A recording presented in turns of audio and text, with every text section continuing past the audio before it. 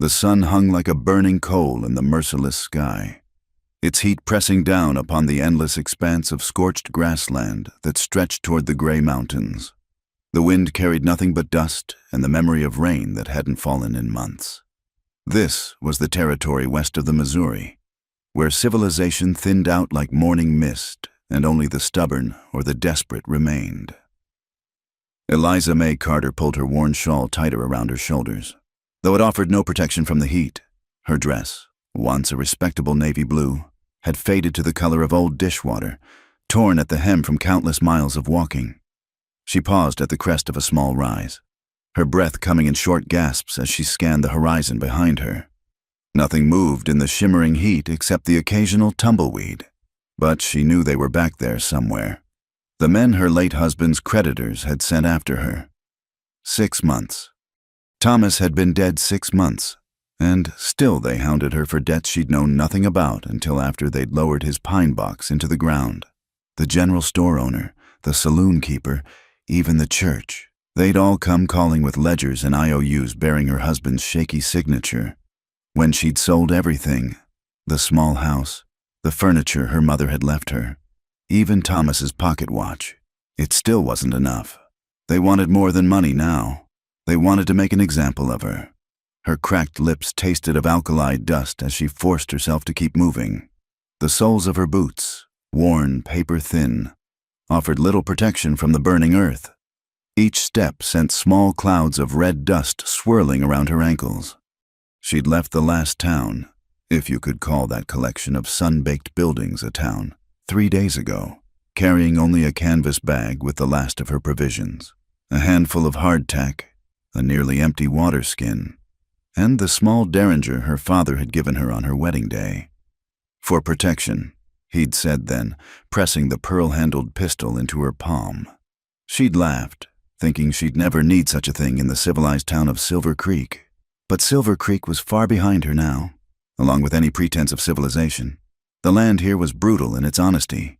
It didn't care about a woman's tears or a widow's plight. It simply was.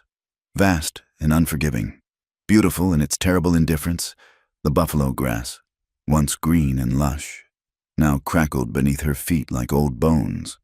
In the distance, a line of cottonwoods marked what might be a creek, though whether it held water this late in the season was anyone's guess. Eliza had learned to read the signs of this harsh country in the weeks since she'd fled. The way hawks circled meant death somewhere below. The behavior of prairie dogs could warn of approaching storms, and the dust clouds on the horizon, those could mean wild horses, or buffalo, or men on horseback riding hard with collection notices and rope. She'd seen what they did to Ed Morrison's widow just 2 months past. The woman had tried to run too, loaded her children into a wagon and headed east. They'd brought her back, made her work in the saloon until she'd paid off every cent, serving drinks to the same men who'd seized her home. Eliza had watched from her window as they'd paraded the woman through town, and she'd known then that she'd rather die in the wilderness than suffer such humiliation. The sun was sliding toward the western mountains now, painting their granite faces the color of dried blood. She needed shelter for the night, somewhere defensible. Out here, the dangers multiplied after dark. Wolves, coyotes, and worse, men who'd lost whatever decency they'd once possessed, who prowled the frontier like predators seeking the weak and alone. A shallow ravine opened to her left, carved by some long-ago flood. Scrub oak and sage grew along its edges, offering at least the illusion of concealment. Eliza half climbed, half slid down the crumbling bank, her skirts catching on the thorny mesquite. At the bottom, she found a small overhang in the bank, just large enough to shelter one person. It would have to do. As darkness crept across the land like spilled ink, she huddled in her makeshift shelter, the derringer heavy in her lap. The temperature plummeted as it always did in the high desert, and she shivered despite the small fire she'd dared to build. The smoke might give away her position, but freezing to death seemed the more immediate threat. Somewhere in the darkness, a wolf howled, long and mournful. Others answered, their voices weaving together in a symphony that spoke of ancient freedoms and savage necessities. Eliza pulled her knees to her chest, making herself small. She thought of her sister back in Philadelphia, safe in her tidy row house with gas lamps and proper streets. Martha had written, begging her to come east after Thomas died. But the shame had been too great, the weight of failure too heavy. How could she arrive on her sister's doorstep like a beggar, bringing scandal and debt collectors to that respectable address? No, she'd chosen this instead, the vast anonymity of the frontier, where a woman might disappear entirely, might become someone new if she survived long enough. There were mining camps in the mountains. She'd heard rough places where no one asked too many questions. If she could reach one, perhaps she could work, cooking, washing, anything honest that would keep her free. The fire died to embers, and still she sat wakeful, watching the stars wheel overhead in their eternal dance. Out here, they seemed close enough to touch, so bright they cast shadows. She'd never seen stars like this in Silver Creek, where lamplight and wood smoke dimmed their glory. It was one small compensation for everything she'd lost. This glimpse of infinity, this reminder that her troubles were but a speck in the grand design. A rustling in the brush snapped her to attention. Her hand tightened on the derringer as she strained to see beyond the dying fire's glow. It came again, deliberate, too heavy for a rabbit or prairie dog. Her heart hammered against her ribs as she thumbed back the hammer. The click, abnormally loud in the stillness. "Easy there," a voice drawled from the darkness. "Just a traveler seeking the fire's warmth." But Eliza knew better than to trust voices in the night. She'd learned that lesson from Thomas, who'd smiled and promised while he gambled away their future in back rooms she'd never known existed. "Stay back," she called, surprised by the steadiness in her voice. "I'm armed and know how to use it." A low chuckle answered her. "I don't doubt it, ma'am. The desert teaches harsh lessons to those who don't learn quick." She kept the derringer trained on the darkness, though her hand trembled now from cold and fear. Somewhere above, an owl called, its voice like a lost soul seeking home. The wind picked up, driving sand against the ravine walls with a sound like whispered secrets. This was her life now, nights of vigilance, days of flight, the constant weight of being hunted. But as she sat there in her small shelter, weapon in hand, Eliza felt something she hadn't expected, a fierce, wild freedom. She was no longer the shopkeeper's wife, defined by her husband's failures. She was simply herself, alone under the vast sky, making choices that were entirely her own. The rustling faded as her mysterious visitor moved on, seeking easier prey, perhaps. Eliza kept watch until the eastern sky began to lighten, painting the world in shades of pearl and rose. Another night survived, another day to face. She rose stiffly, scattered the ashes of her fire, and prepared to walk again toward whatever fate awaited her in this beautiful, terrible land. The town of Dust Bowl Junction appeared on the horizon like a mirage, its weathered buildings huddled against the endless prairie, as if seeking protection from the vastness. Eliza paused at the outskirts, her hand reflexively checking the few coins left in her pocket. 3 days of walking had brought her here, to this collection of sun-bleached wood and broken dreams that passed for civilization in the territories. Main Street was little more than a wide dirt path, rutted from wagon wheels and baked hard as stone. False-fronted buildings lined both sides: Garrison's General Store, the Broken Spoke Saloon, Mrs. Pritchard's boarding house, and a handful of other establishments that seemed to lean on each other for support. Red dust coated everything like a second skin, giving the whole town a rusty, dried blood appearance in the afternoon sun. Eliza straightened her shoulders and walked down the street, aware of the eyes that followed her progress. A woman alone was always cause for speculation, but a woman alone in torn clothes, covered in trail dust, was something else entirely. She could feel the weight of their judgment, see it in the way the proper ladies pulled their skirts aside as she passed. The general store seemed the safest option. She pushed open the door, a bell jangling overhead, and stepped into the relative coolness of the interior. The smell hit her immediately. Leather and tobacco, coffee and kerosene, the peculiar mixture that marked such establishments throughout the frontier. "Help you?" The voice belonged to a thin man with suspicious eyes who stood behind the counter like a guard at his post. His gaze took in her appearance in one swift sweep, and she saw his mouth tighten with disapproval. "I'm looking for work," Eliza said, lifting her chin. "I can read and write, do figures, I've run a household, know how to keep books." "Don't need any help," he cut her off. "Especially not from—" He paused, his eyes narrowing. "You're not from around here." "No, sir. I'm from Silver Creek, but—" Silver Creek. A woman emerged from behind a shelf of canned goods, her face pinched with curiosity and something less pleasant. "Wasn't there some scandal there? A suicide? Deaths?" Eliza felt heat rise in her cheeks. News traveled fast along the frontier, carried by drummers and drifters like seeds on the wind. "My husband died," she said quietly. "But he didn't. It was illness that took him." The woman sniffed, unconvinced. "And you're here alone, no family, no connections." Each question was weighted with implication. "I'm seeking honest work, nothing more." The shopkeeper shook his head. "Try somewhere else. We run a respectable establishment." Eliza turned to leave, but the woman's voice followed her. "You might try the saloon. They're always looking for help." The derision in her tone was unmistakable. Eliza fled the store, the bell's cheerful jangle mocking her departure. Outside, the sun seemed even harsher, the dust thicker. She tried the hotel next, then the restaurant, but the story was the same. Her appearance, her circumstances, her very existence as an unattached woman marked her as unsuitable, suspicious, unwanted. At the boarding house, Mrs. Pritchard, a woman with steel-gray hair and a face like dried apple, looked her up and down with calculating eyes. "I might have work," she said slowly. "Cleaning, laundry. But I don't take in strays. You'd need to clean yourself up first, and I'd need references. Good references from decent people." "I could work for room and board initially," Eliza offered desperately.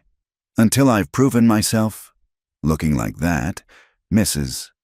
Pritchard's laugh was harsh as lye soap. "I'd lose every respectable boarder I have. No, girl, you're too much of a risk. Try your luck elsewhere." The afternoon wore on, each rejection adding another stone to the weight in Eliza's chest. The Broken Spoke Saloon loomed at the end of the street, its bat-wing doors swinging occasionally to reveal glimpses of the dim interior. She knew what kind of work they'd offer her there. Had seen the painted women who worked such establishments, their bright dresses and dead eyes telling their own stories of dreams abandoned.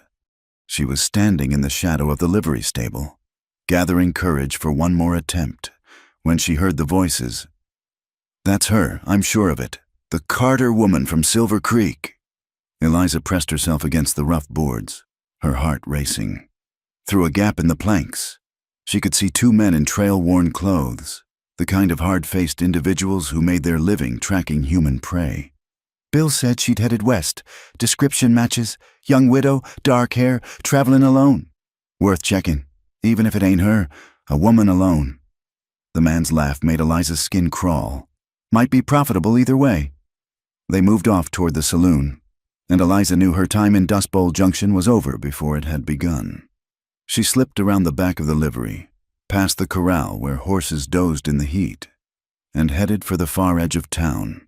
Behind the last buildings, the prairie resumed its endless dominion, offering escape and danger in equal measure. As she hurried through the scattered shanties that marked the town's ragged edge, an old Mexican woman sitting in a doorway caught her eye. The woman gestured her over, pressing something into Eliza's hand, a piece of flatbread wrapped in cloth. "Vaya con Dios," the woman murmured, her wrinkled face kind.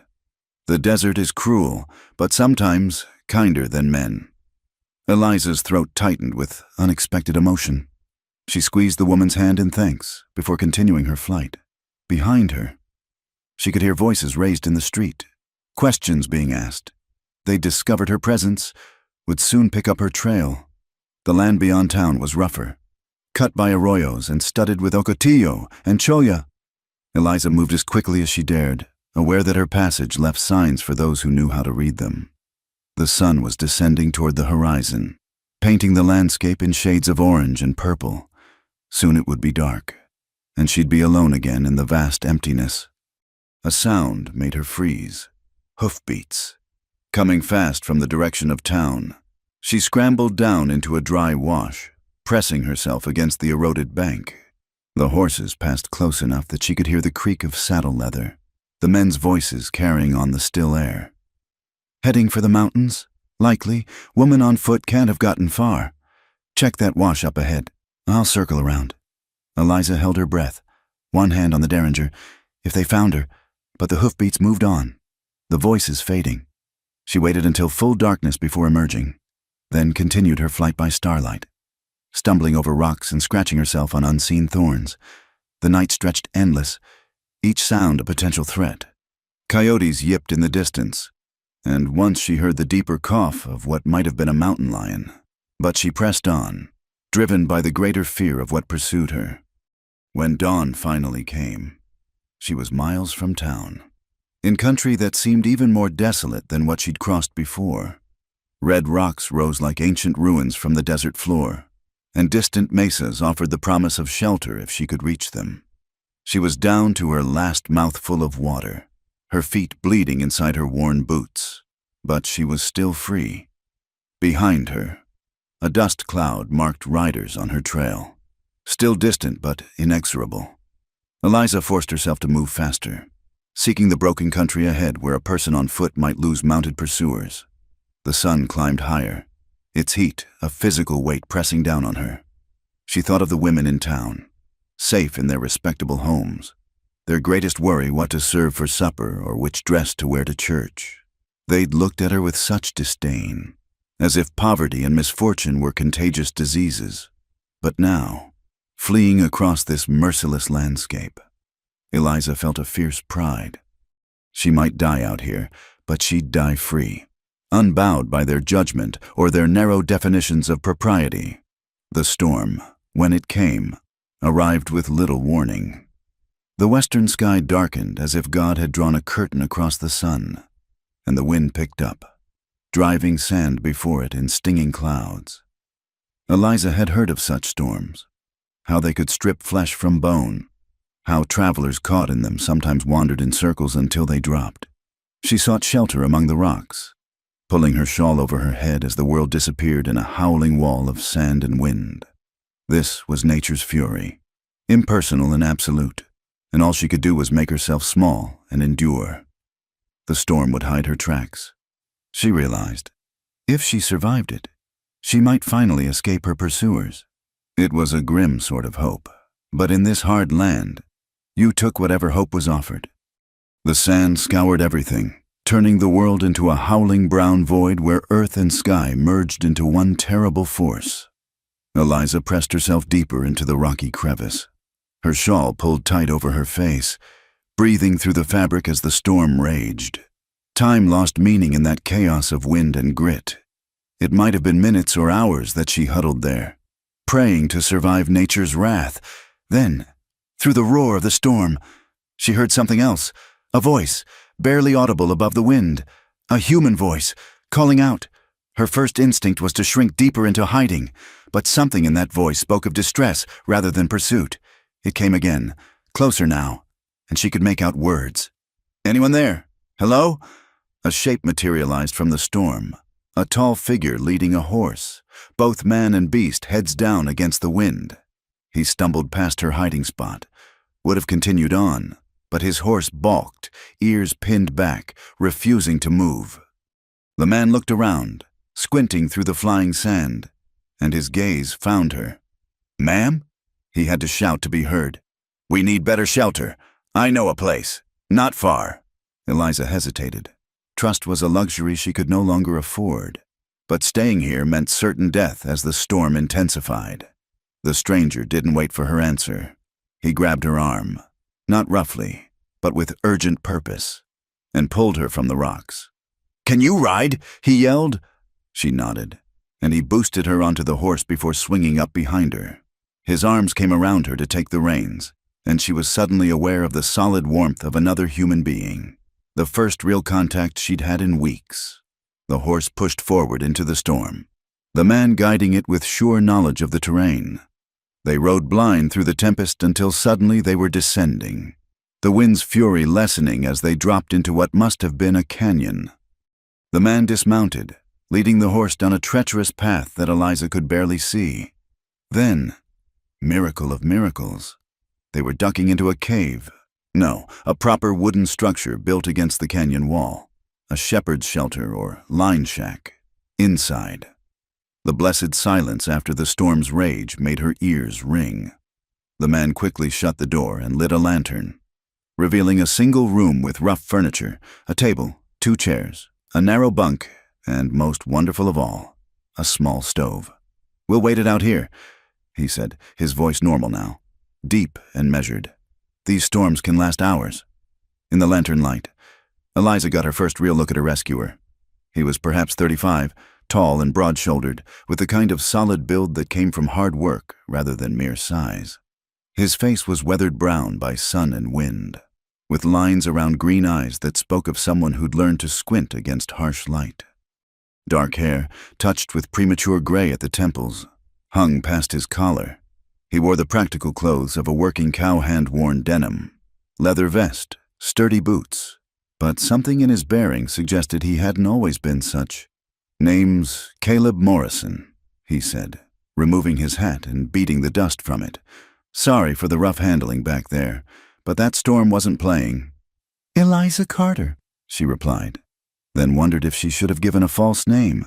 But the truth had slipped out, perhaps because she was too exhausted for deception.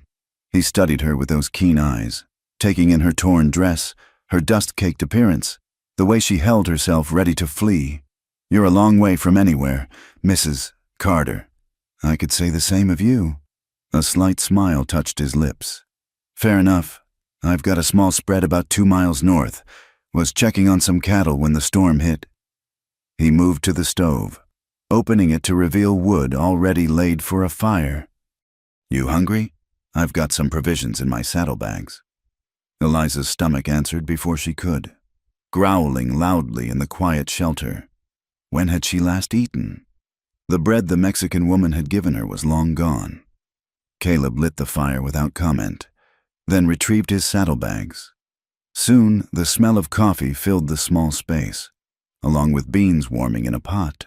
He moved with economical grace, comfortable with the simple domestic tasks. It made her wonder about his story. A man alone, tending his own needs. "The storm will cover your tracks," he said conversationally, not looking at her. "Whoever was following you will have a hard time picking up the trail." She stiffened. "What makes you think a woman alone in this country, looking over her shoulder, hiding in the rocks?" He shrugged. "Doesn't take a genius. Though I'm guessing it's not the law you're running from. You don't have that kind of look." "And what kind of look is that?" "Desperate, mean. Folks running from the law get a certain hardness to them. You're scared, but not guilty scared. More like," he paused, considering, "hunted scared." His perception unnerved her, but also, strangely, comforted her. Here was someone who understood without her having to explain, who accepted the situation without demanding details. They ate in companionable silence, the simple meal tasting like a feast to her starved body. The coffee was strong enough to float a horseshoe, but it warmed her from the inside out. Outside, the storm continued its assault on the canyon walls. "You can't keep running like this," Caleb said finally. "Not alone. This country will kill you sure as any bullet. I don't have much choice." "There's always choices. Maybe not good ones, but choices all the same." He refilled her coffee cup. "What kind of trouble are you in?" Eliza found herself telling him. Not everything, but enough. About Thomas's debts, the creditors who wanted to make an example of her, her flight from Silver Creek. He listened without interrupting, his expression giving away little. "So they want money you don't have," he summarized when she finished. "Or they want to use you to show others what happens to those who can't pay. Either way, you're right. Going back isn't an option." "I thought I could disappear out here, find work in a mining camp, maybe, or Mining camps are rough places for a woman alone. Rougher than whatever you're running from, most likely. He stood, walked to the small window, and peered out at the storm. You know anything about cattle? Horses? I kept house, managed accounts. I'm not afraid of hard work. That's not what I asked. She bristled at his tone. I can learn. I've already learned to survive out here. Haven't I? He turned back to her, and she thought she saw approval in his eyes. That you have, though barely, from the looks of it. The lantern flickered, casting dancing shadows on the rough walls. Outside, the wind seemed to be lessening, though sand still rattled against the window. I could use help at my place, Caleb said slowly, as if thinking aloud. It's not much, a half-built ranch house, a corral, some cattle that are more trouble than they're worth. But it's 15 miles from the nearest town, and folks there mind their own business. You could work for room and board until you figure out what comes next. Eliza's first instinct was suspicion. Men didn't offer help without expecting something in return. What would you want from me? His expression hardened slightly. I just told you, work, cooking, help with the accounts if you're good with numbers. Maybe learn to help with the stock. I'm not looking for anything else, if that's what you're thinking. Heat flooded her cheeks. I didn't mean. Yes, you did. And you were right to. His voice gentled. You don't know me, and trust is dangerous out here.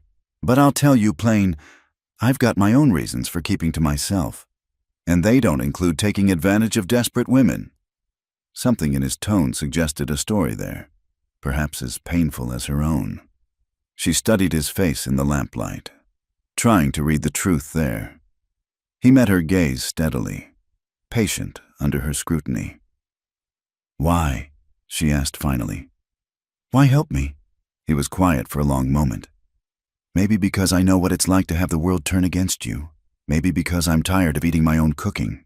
Or maybe because when I saw you hiding in those rocks, ready to face down a sandstorm rather than go back to whatever was behind you, I saw something I recognized.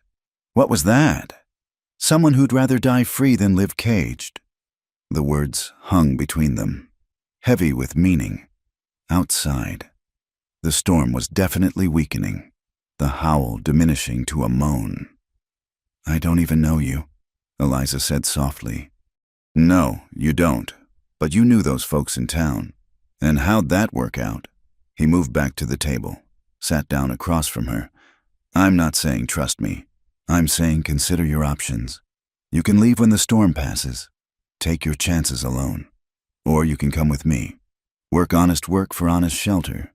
And maybe buy yourself time to make a real plan. She thought of the riders hunting her, of the hostile faces in Dust Bowl Junction, of the endless miles of unforgiving country. Then she looked at this stranger who'd pulled her from the storm, who offered her coffee and straight talk instead of judgment or false promises. All right, she heard herself say, but I keep my gun, and I leave when I choose. A real smile crossed his face then, transforming the harsh plains into something almost handsome. Wouldn't have it any other way. A person who gives up their gun out here is a fool, and I don't make deals with fools. The storm was breaking up, late afternoon light beginning to filter through the thinning dust. Soon they would leave this small shelter, and she would be trusting her life to another stranger's promises. But somehow, this felt different from all the other chances she'd taken. Maybe it was his matter-of-fact acceptance of her situation, or the way he'd offered help without making her beg for it. Or maybe she was just too tired to run anymore, at least for a while.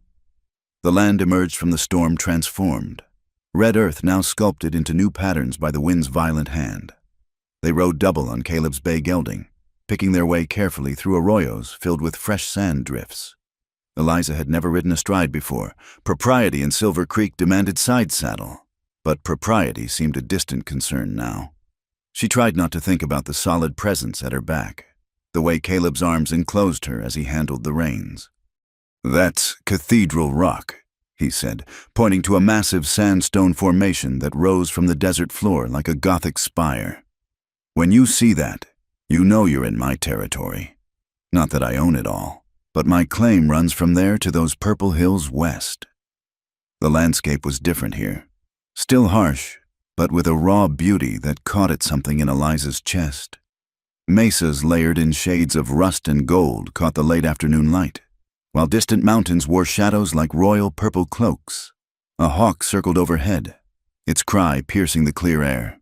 "There," Caleb said, and she saw it, a cluster of buildings nestled in a valley where cottonwoods suggested water. It wasn't much, a half-finished adobe house, a barn that had seen better days, a corral with a few horses, and what looked like the beginning of a second outbuilding.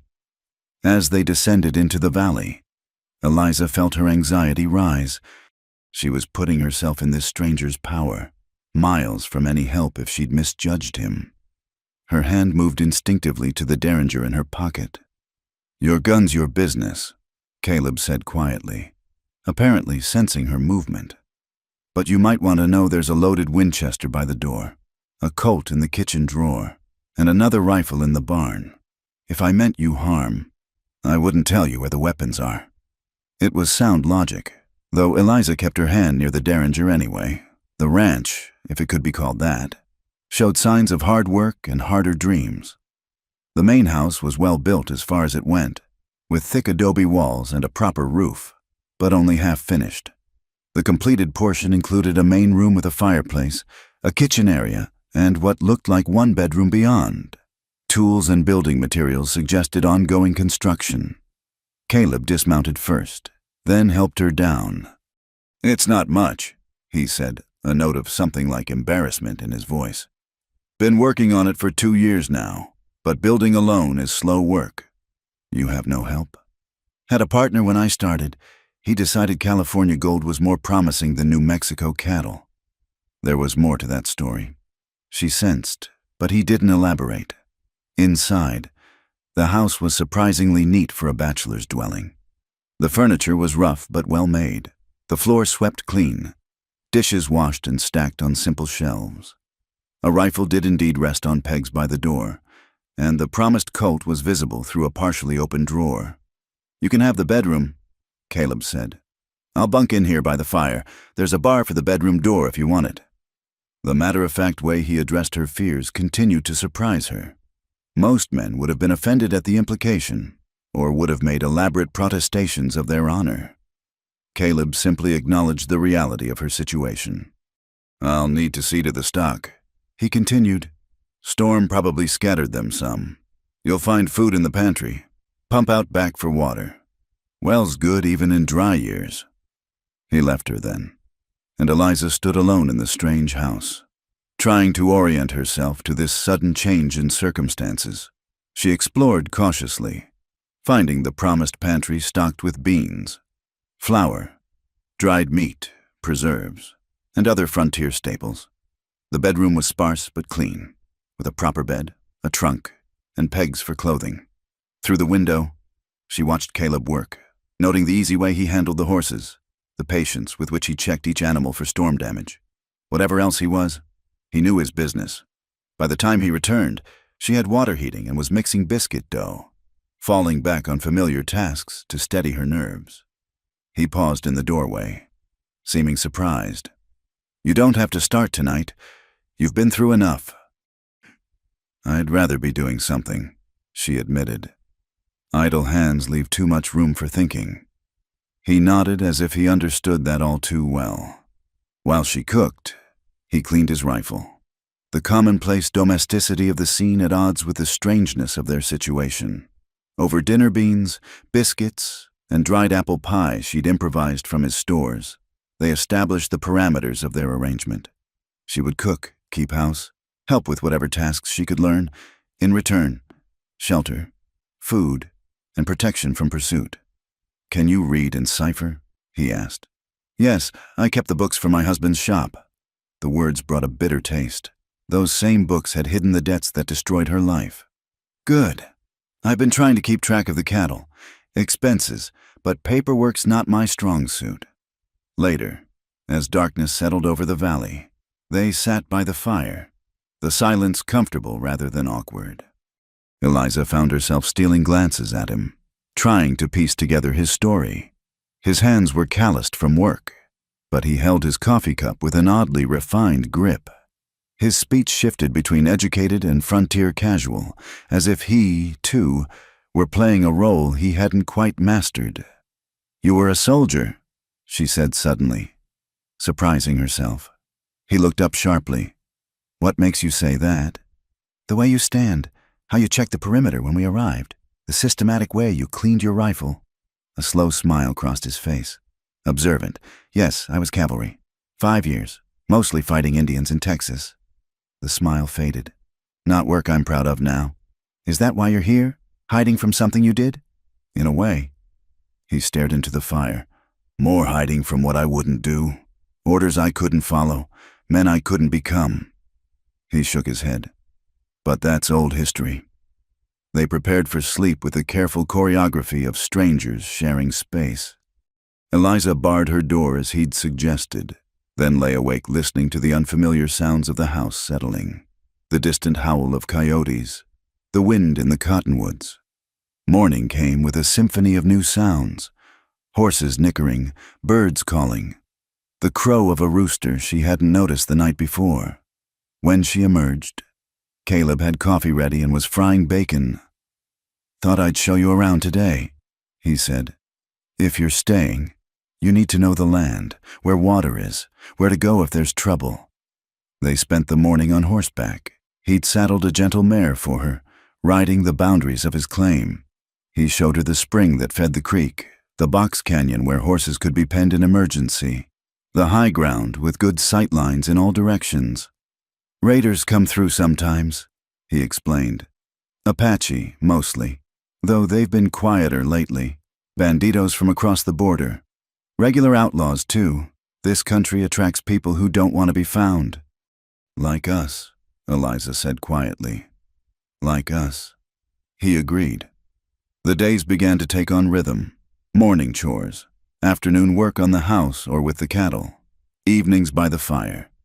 Eliza learned to ride properly, to tell a steer from a heifer, to read the weather in cloud formations. Her hands roughened, her skin darkened. Muscles appeared where softness had been. Caleb was a patient teacher, never mocking her ignorance or growing frustrated with her mistakes.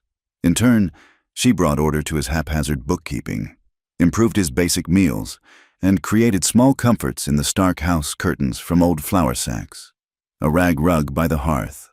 One evening, as she worked on mending while he oiled leather tack, she realized she hadn't thought about Silver Creek all day. The realization brought both relief and a strange melancholy.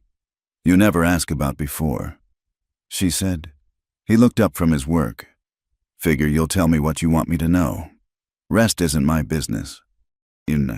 "Most people would be curious." "I'm not most people." He paused. "Are you asking me to ask?" She considered this. "Maybe I'm asking why you don't." "Because everybody's running from something out here. Some from the law, some from themselves, some from memories that won't let go. Asking questions just stirs up mud that's better left settled." "Is that what you're doing? Letting mud settle?" "Something like that." He returned to his work, but added, "Though having company helps, being alone with your thoughts too long makes them echo." It was the closest he'd come to expressing any feeling about her presence beyond practical appreciation for her work. Eliza felt an unexpected warmth at the admission. That night, she heard him moving restlessly in the main room, the floor creaking under his weight. She wondered what memories kept him wakeful, what echoes disturbed his peace. In her own bed, she thought about trust, about the strange security she felt in this unfinished house with a man she barely knew. The next morning brought riders on the horizon, and her newfound peace shattered like glass. The riders turned out to be neighbors, the Hawthorne brothers from the spread to the south, checking on stock after the storm. But the scare had reminded Eliza how precarious her safety was. She threw herself into work with renewed purpose, as if staying busy could keep danger at bay. Days melded into weeks as spring warmed toward summer. The half-built ranch began to feel less like a hiding place and more like something that might, impossibly, become home.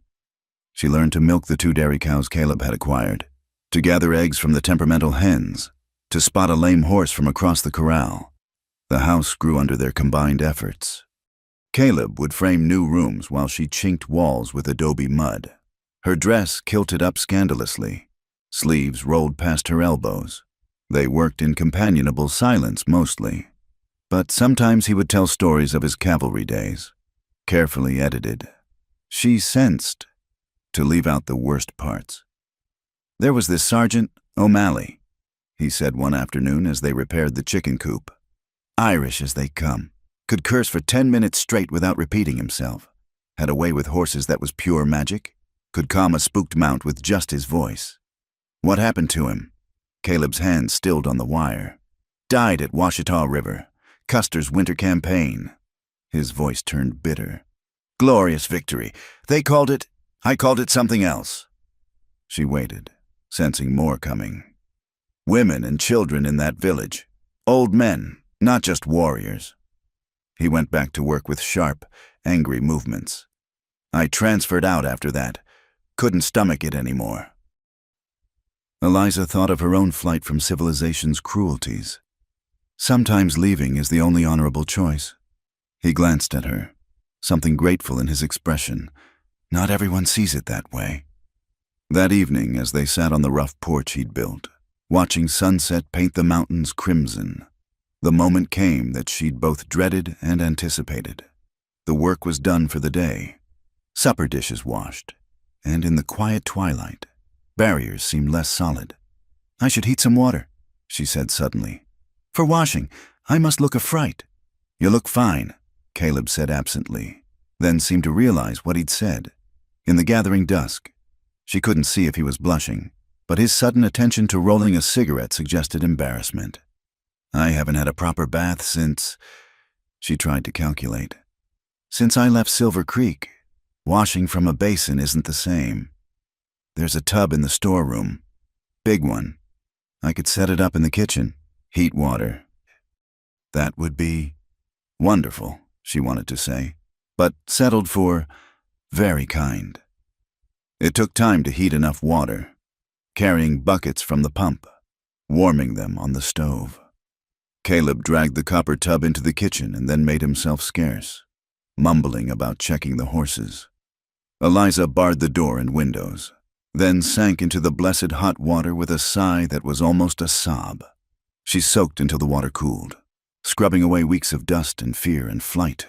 Her hair, finally clean, felt like silk between her fingers.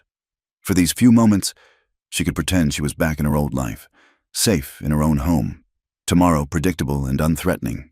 But that life was gone, and, surprisingly, the thought brought less pain than before. That woman had been comfortable but caged, defined by her role as wife to a man who'd lied with every smile.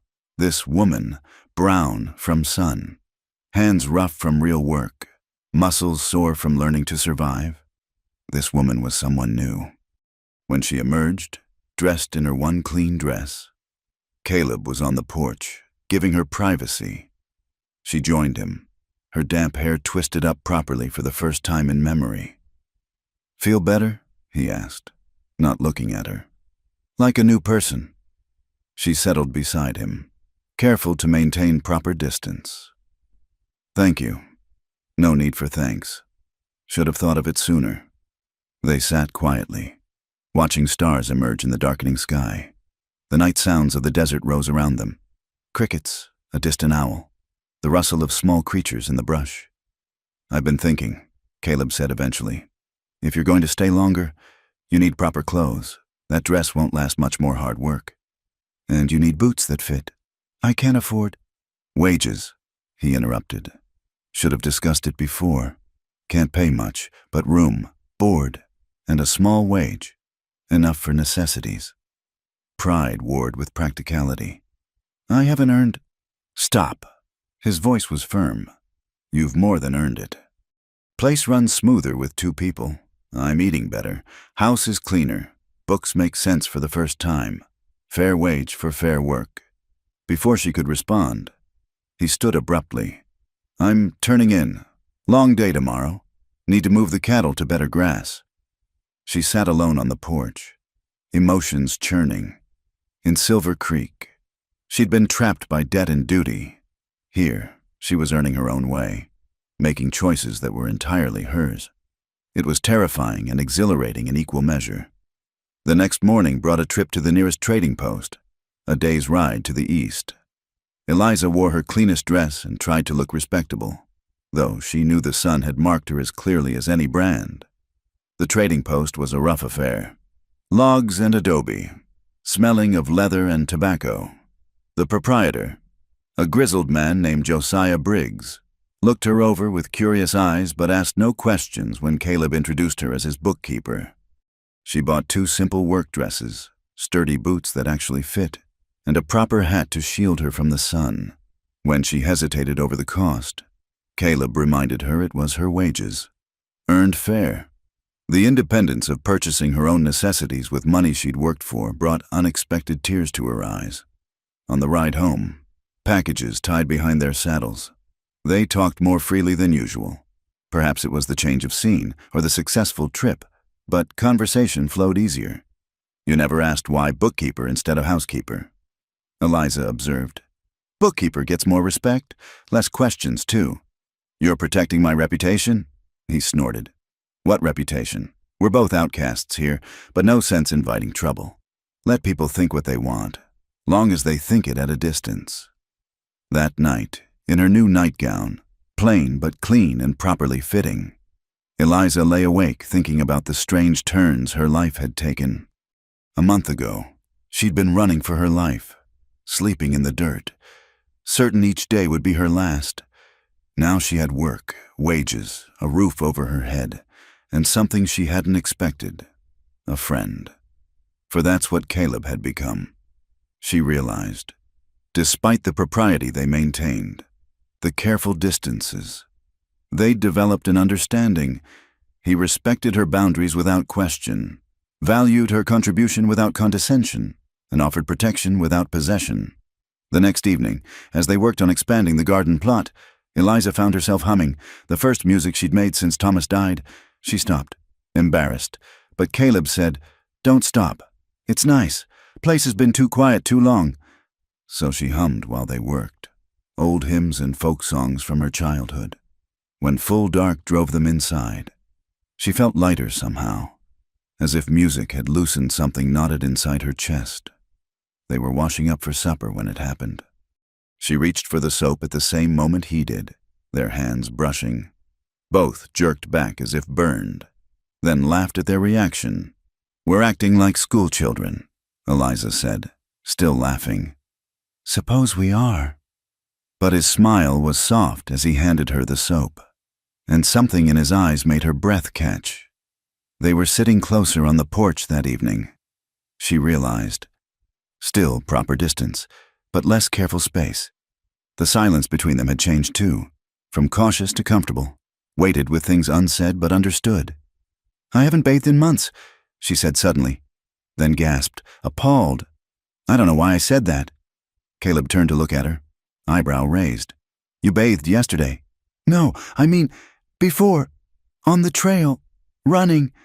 I must have looked like—" She couldn't finish, mortification flooding through her, like someone surviving against all odds. He finished quietly. "Nothing shameful in that." "I was so filthy, like an animal." "You were alive. That's all that mattered." He paused, then added so softly she almost missed it. "Still all that matters." The weight of those words settled between them. Eliza felt her cheeks burn, grateful for the darkness that hid her expression. Something was shifting between them, slow as seasons turning, but just as inevitable. "Caleb," she began, not sure what she meant to say. "Time for sleep," he said, standing abruptly. "Long day tomorrow." But as he passed her chair, his hand briefly touched her shoulder, the first deliberate contact he'd initiated. The warmth of it stayed with her long after he'd gone inside. A promise or a question she wasn't yet ready to answer. The peace shattered on a blazing afternoon in late June. Eliza was hanging laundry when she saw the dust cloud on the eastern horizon. Too large for neighbors, too purposeful for drifters. Her blood turned to ice water as she counted the riders. 5 men, moving with the steady pace of hunters who knew their quarry was cornered. "Caleb," she called, her voice carefully level.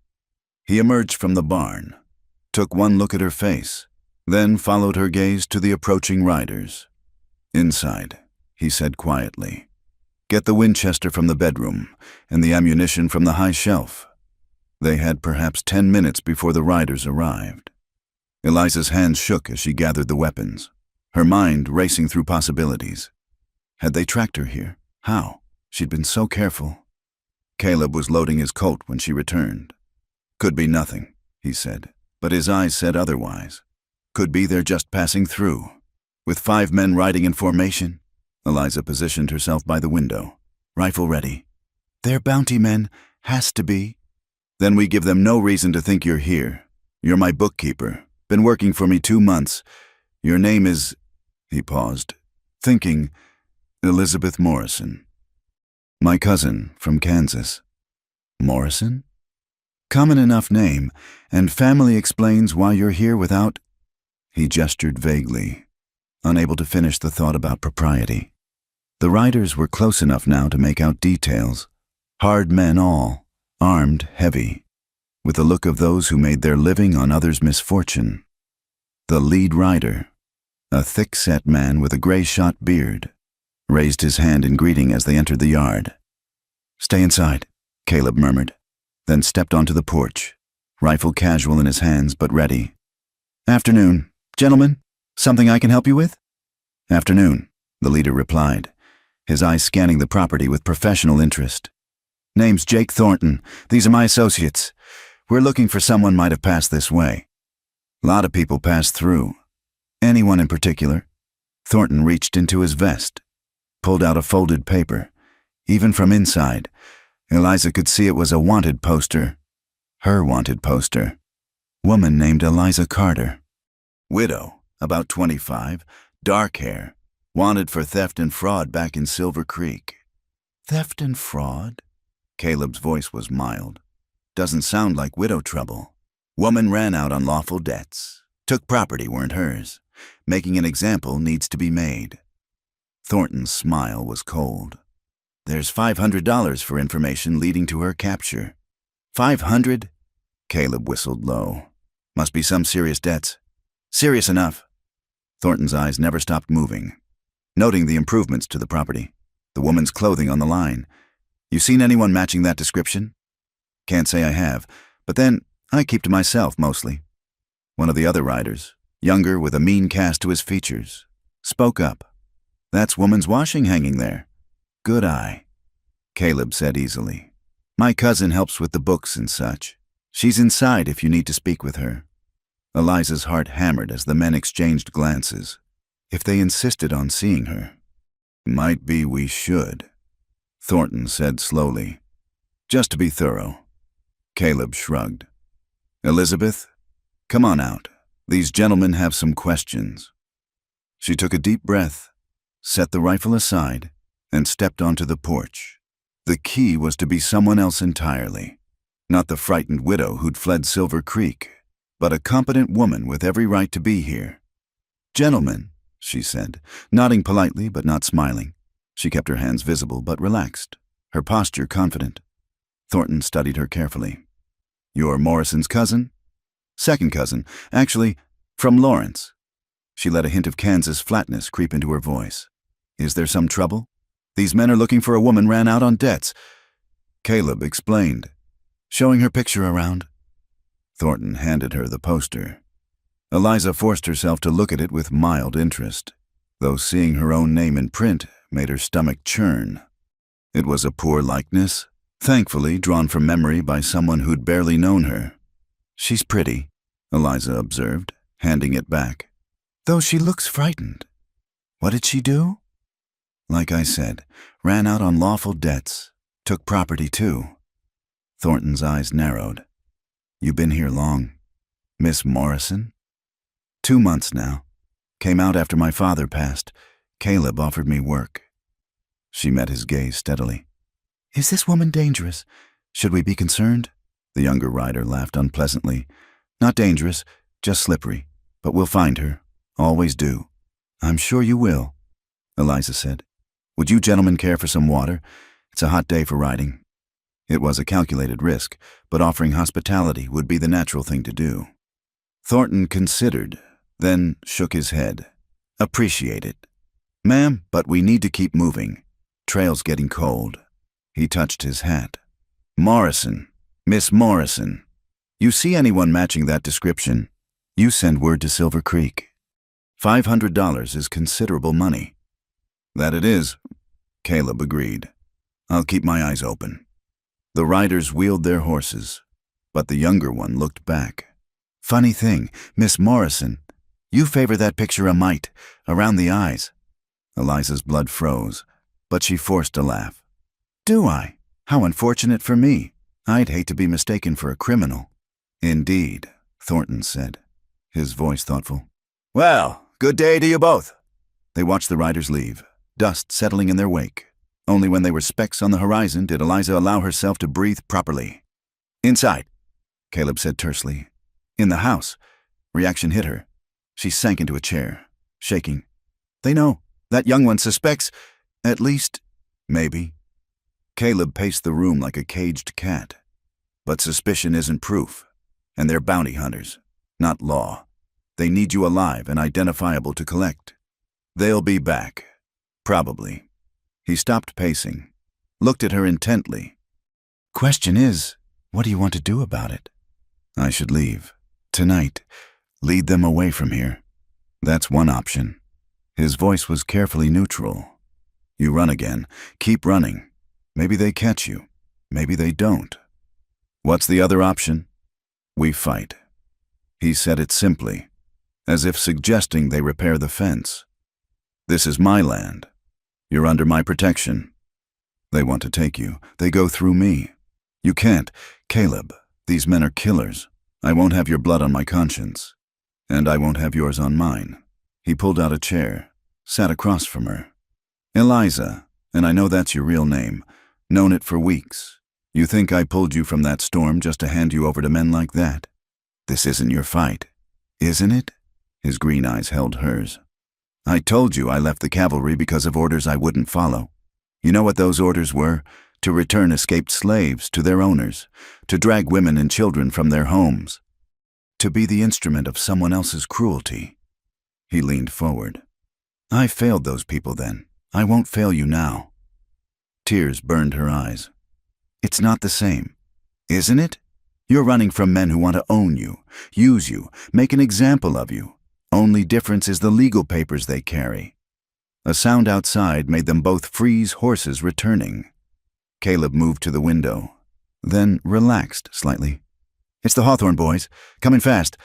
The brothers pulled up in a cloud of dust, faces grim. Morrison, the elder, Samuel, called. Those riders stop here? They did. Why? They're making camp about 5 miles east. Sent their Mexican tracker circling back on foot. Pablo spotted him. Came to warn us. Caleb cursed under his breath. They're watching the place. Looks like. Want some help running them off? No. Caleb's voice was firm. This is my problem. But I appreciate the warning. Samuel looked like he wanted to argue, but his brother touched his arm. Your business, Morrison. But if shooting starts, we'll hear it, and we'll come. After they left, Caleb began preparing with military efficiency. Weapons cleaned and loaded, ammunition distributed, sightlines checked. Eliza helped, her fear crystallizing into determination. They'll wait for dark, Caleb said. Try to catch us sleeping, or they'll attempt to separate us. Get you alone. As the sun set, painting the sky in shades of blood and gold, they took positions. Caleb at the front window, Eliza covering the back. The house, built with defense in mind, offered good coverage. I'm sorry, Eliza whispered in the gathering darkness. For bringing this to your door. Don't, came his reply. I made my choice the day I brought you here. Don't insult me by apologizing for it. Night fell like a curtain. Every sound became suspicious. Was that the wind? Or footsteps, an animal, or a man moving through brush? Eliza's hands cramped from gripping the rifle, her eyes strained from peering into darkness. Then, just as the moon rose, It began. The first shot shattered the kitchen window, spraying glass across the floor. Eliza dropped flat, her training over these past weeks taking over. Caleb returned fire immediately, the boom of his rifle deafening in the enclosed space. "Stay down!" he shouted, though she was already crawling toward better cover. More shots came from multiple directions. They'd surrounded the house. Muzzle flashes lit the darkness like deadly fireflies. Eliza spotted movement near the chicken coop and fired, hearing a curse as her bullet found its mark. "Good shot," Caleb called, then grunted as return fire splintered the door frame inches from his head. The siege continued, hunters testing their defenses, looking for weakness. But the house held strong, its thick adobe walls stopping bullets that would have punched through wood. Eliza's fear transformed into something cold and focused. She would not be taken, would not let them drag her back to humiliation and servitude. A lull fell, heavy with threat. Then Thornton's voice carried across the yard. "Morrison, no need for anyone to die tonight. Send the woman out, and we ride away peaceful like." "Counteroffer," Caleb called back. "You ride away now, and I don't put a bullet in you. $500 says otherwise, and there's 5 of us. 2 of you." "4, Eliza corrected, loud enough to carry. "I winged one by the coop." Cursing from that direction confirmed her count. Caleb glanced at her, a fierce pride in his eyes that made her heart skip despite their circumstances. "You're good men." Caleb tried again.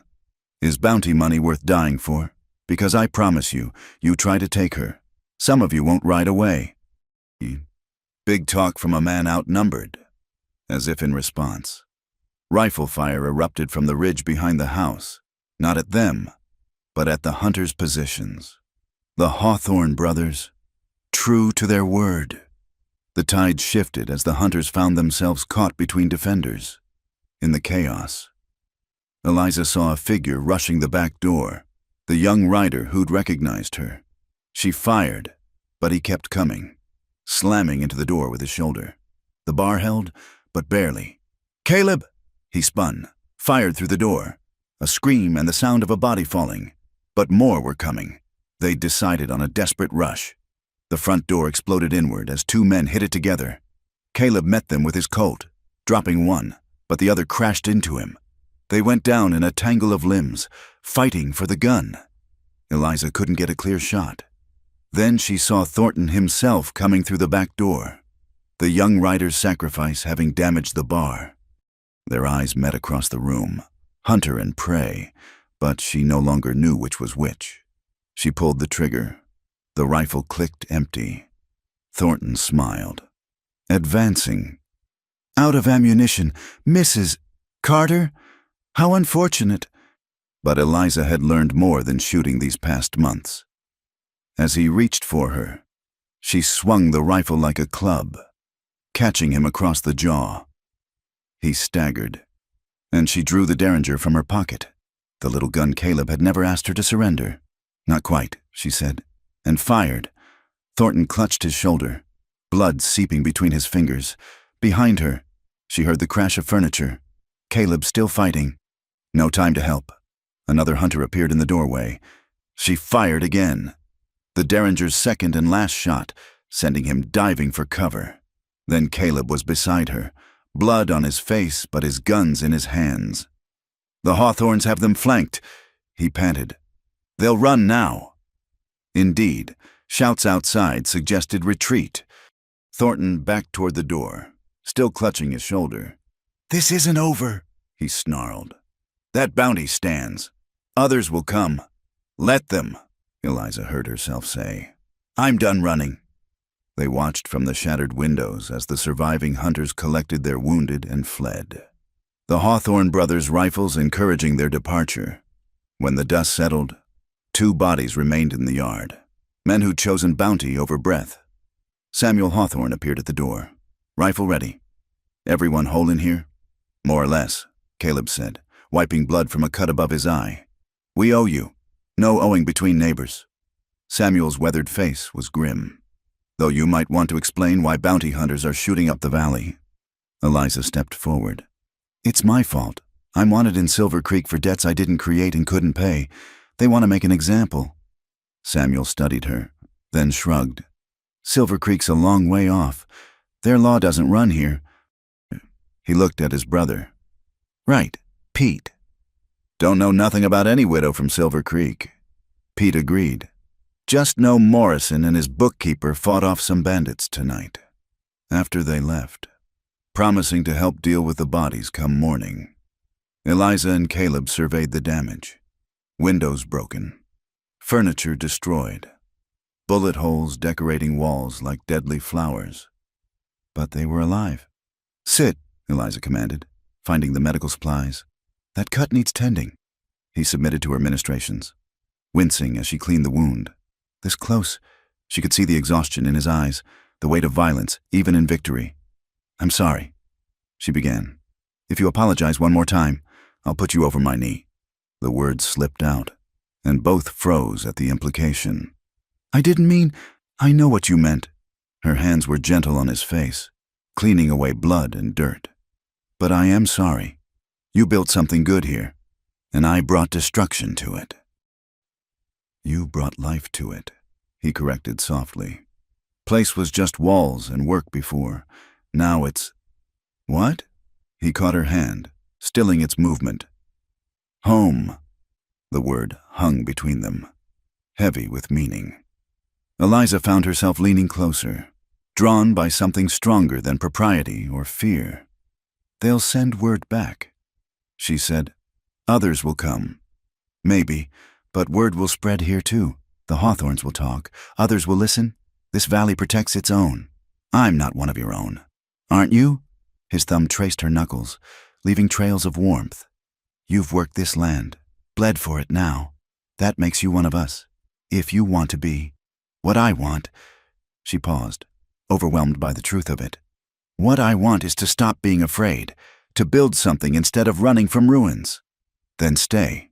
We'll face whatever comes together." Dawn was breaking, painting the damaged room in soft gold. Through the broken window, she could see the land she'd come to love, harsh but honest, demanding but fair, like the man beside her.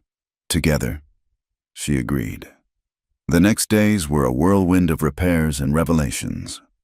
Word spread quickly through the sparse population of the valley. Morrison's place had been attacked by bounty hunters, and the community had stood together.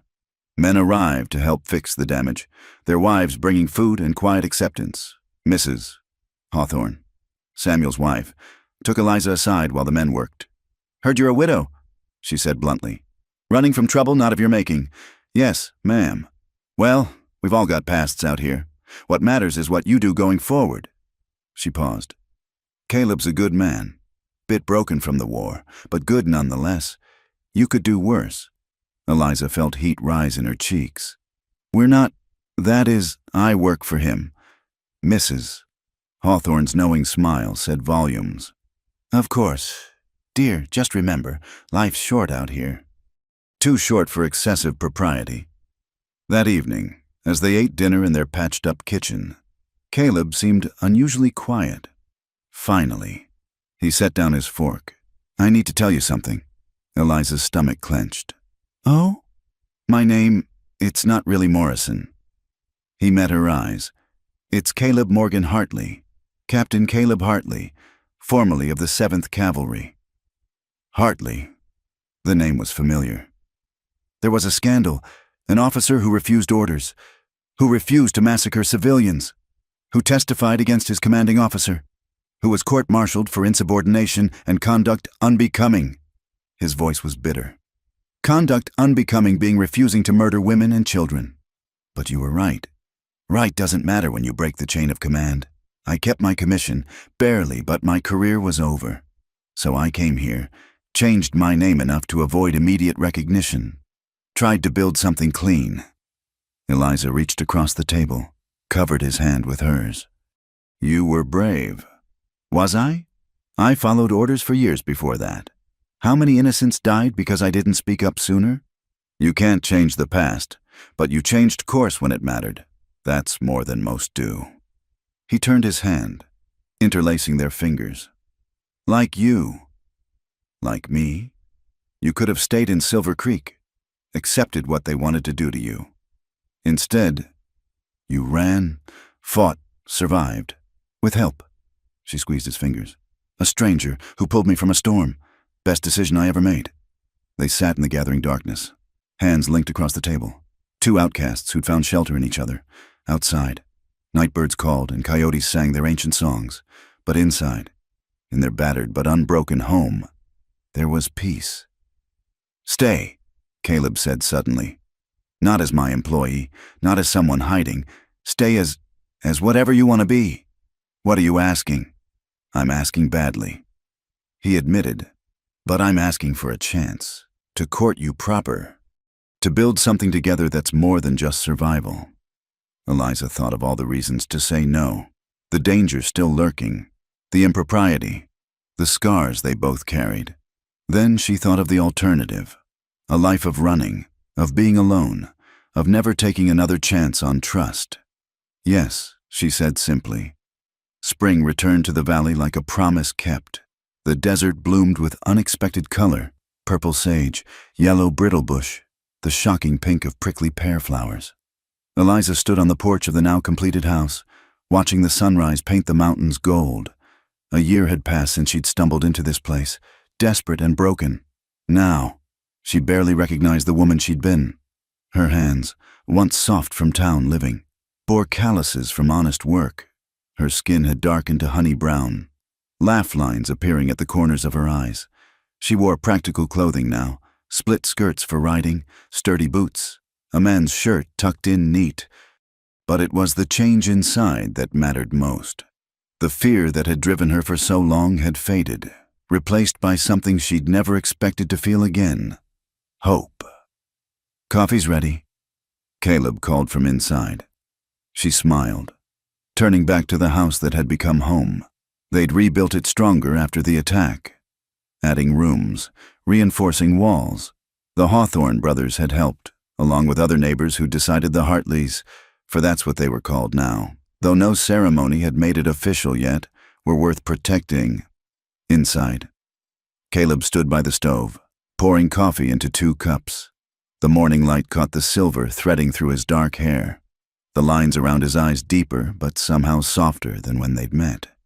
He handed her a cup, their fingers brushing in a touch that still sent warmth through her. Sheriff Williams is coming today, he said. Eliza's stomach tightened.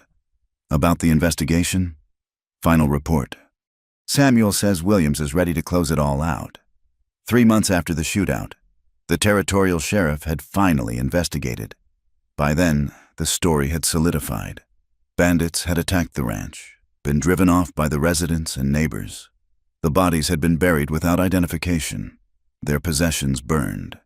If anyone recognized them as bounty hunters from Silver Creek, they kept quiet.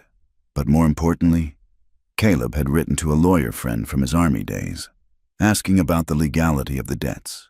The response had been illuminating without her signature, without her knowledge.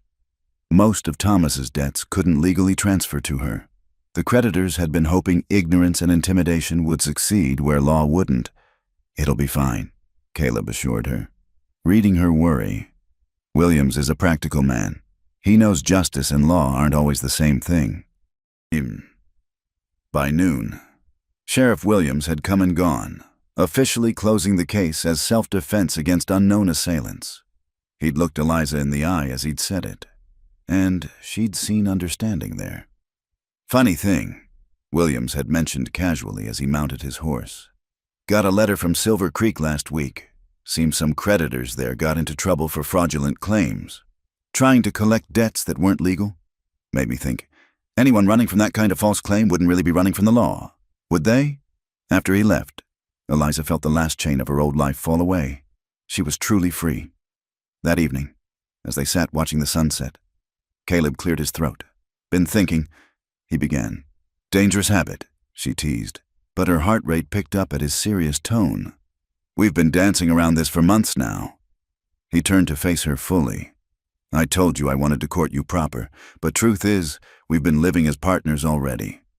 Working together, building together, fighting together. Caleb, let me finish. He reached into his pocket, pulled out something that caught the dying light. A ring, simple silver with a small turquoise stone. It's not fancy. Had the Navajo silversmith make it, but I hoped. Yes, Eliza said before he could fumble further. Whatever you're asking, yes, he laughed, sudden and bright. You don't even know what I'm asking. Don't I? She took the ring, sliding it onto her finger where it fit perfectly. You're asking if I'll stay forever, if I'll be your wife as I've already been your partner, if I'll take your name that I've already been using, if I'll share your bed as I've already shared your battles. When you put it like that, seems I'm offering you nothing new. You're offering me everything. She moved closer, until she could feel his warmth. A future without fear. A partner who sees me as I am, not as society says I should be. A love built on truth and tested by fire. He kissed her then, there on the porch where so many careful distances had been maintained. It was a kiss that tasted of coffee and promises, of desert dust and coming home. When they parted, both breathing hard, he laughed against her lips. Remember what you told me once, he murmured. About not bathing for months? She groaned, embarrassed even now. Why would you bring that up? Because even then, trail-worn and desperate, covered in dust and fear, you were the most beautiful thing I'd ever seen. He pulled back to look at her. You were magnificent in your survival, and I knew I'd do anything to keep you safe, even face down bounty hunters. Even that. He grew serious. I'd do it again. Eliza. All of it. I know.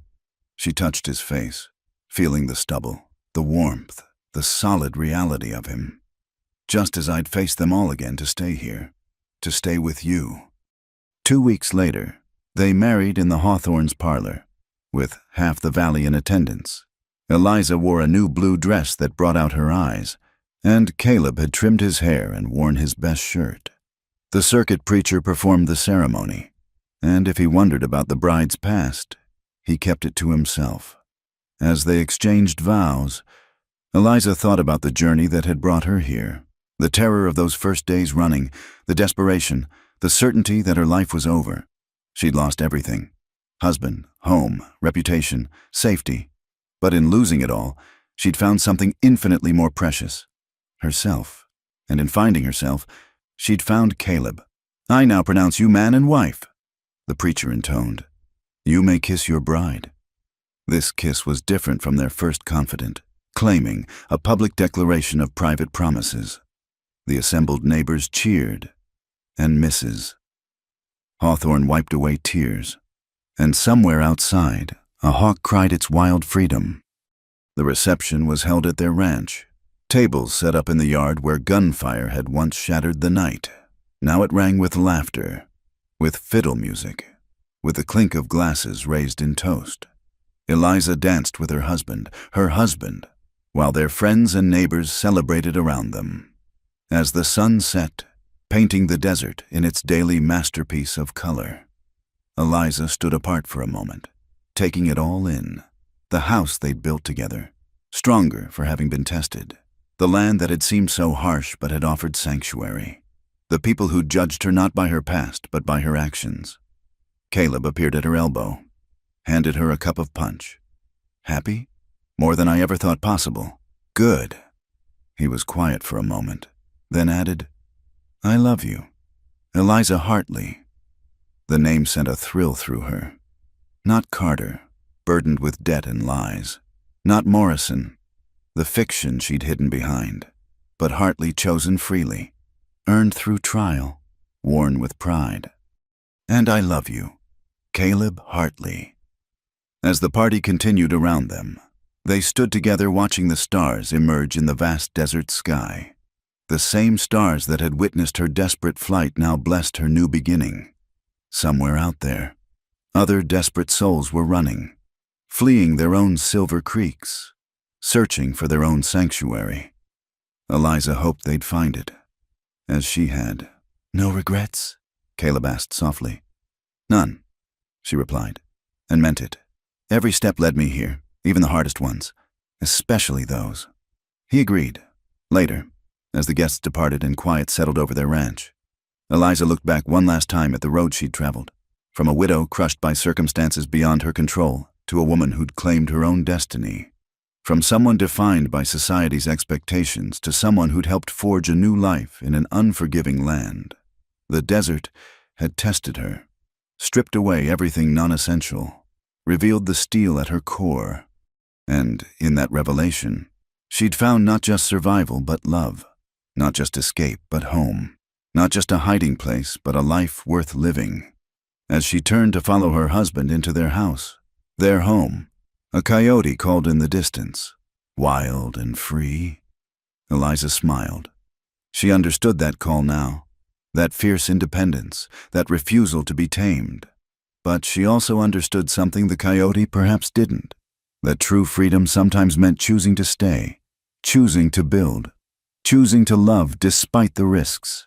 The door closed behind them, shutting out the night but not the stars. And in the high desert of New Mexico territory, two souls who'd been broken by the world had found in each other the strength to build something new, something lasting, something worth defending. The desert, in its harsh wisdom, had given them its greatest gift, a second chance. Thank you so much for listening to this Wild West love story.